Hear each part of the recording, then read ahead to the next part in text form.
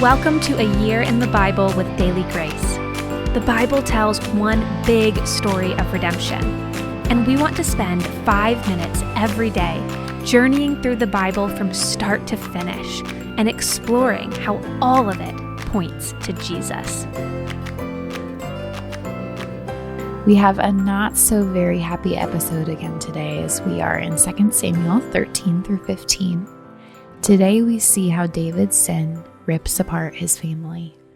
David repented before the Lord, and he was forgiven of his sexual sin with Bathsheba.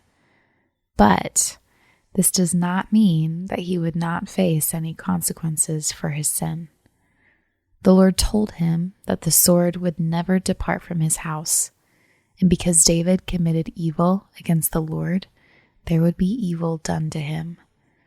The consequences of David's fall present an important lesson for us to remember. Our sin does not only affect us, even if we try our best to hide it. Sin always affects the people around us as well. So the devastation begins, and it is horrible right away. Since David was married to many women and also had many concubines, he had lots of children. The text tells us that one of his sons, Amnon, was rather taken with his sister, Tamar. Now, Amnon and Tamar had different mothers, but David was still father to both of them.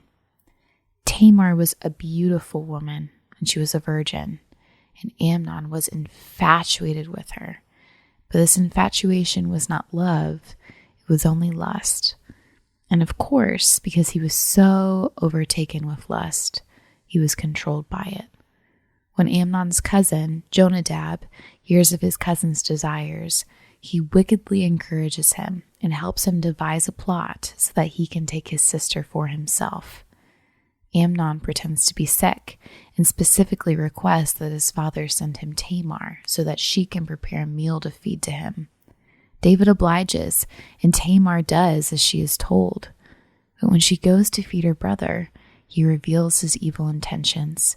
She pleads with him, knowing this is forbidden by God, and also knowing she will be shamed forever for losing her virginity before she is married, especially to her own brother. But he does not care at all. He rapes her. After this atrocity, he realizes his lust, and any supposed love he thought he had for her turns to hatred right away. He violates her and then disrespects her in every way he can. He does not even take care of her after he has wronged her. He throws her out. She leaves mourning and weeping, and she tears her clothes in her agony. Amnon's sin would have dire consequences. Tamar had a brother named Absalom, and they were close to one another. They shared the same mother. When he learns what happens to his sister, he begins to plot Amnon's death. It would take him 2 years to do it, but when Amnon comes with all of the sons of David to a festival Absalom is hosting, Absalom waits until Amnon is drunk, and then he kills him. The story begins to spiral. David hears a false message about how Absalom has killed all of his other sons, and he believes it and loudly begins to mourn them, which gives us an indication that there are problems between David and Absalom if he so quickly thinks his son could do such a thing. Absalom flees from his father.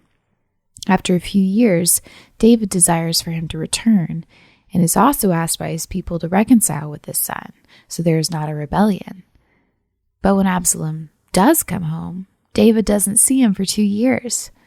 Absalom eventually decides he should burn the fields of Joab, the commander of his father's army, to get his attention. Absalom is bitter against David. David did not punish Amnon for raping his sister. He felt like he had to do it himself. And even when David called for Absalom to return, he didn't meet with him. But Absalom should never have murdered his brother or burned Joab's fields. Absalom is on a path of destruction. And when David and Absalom finally meet, David does not confront his son at all. There's no proper reconciliation. So Absalom's revolt against his father should not come as a surprise. In chapter 15, he tries to become king, and he even begins to win the hearts of the people of Israel. When David hears about it, he is fearful and goes on the run. But some of his trusted advisors stay behind to be his ears in Jerusalem.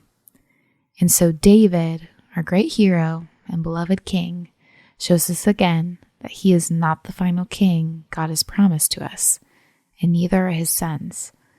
But the Messiah is coming. Jesus will not rebel against his father like Absalom did. He will perfectly obey the Lord. He will protect his brothers, not kill them. And his obedience to his father will lead to life for all who believe in him. Thanks for joining me today. We'll see you tomorrow for more from the life of David. Be sure to follow along with us in the Story of Redemption studies. If you do not have these yet, check them out in our shop at thedailygraceco.com. They're wonderful. And follow along with us on Instagram to get all of the latest on our gospel-centered resources at Daily Grace Podcast and at the Daily Grace Co. See you later.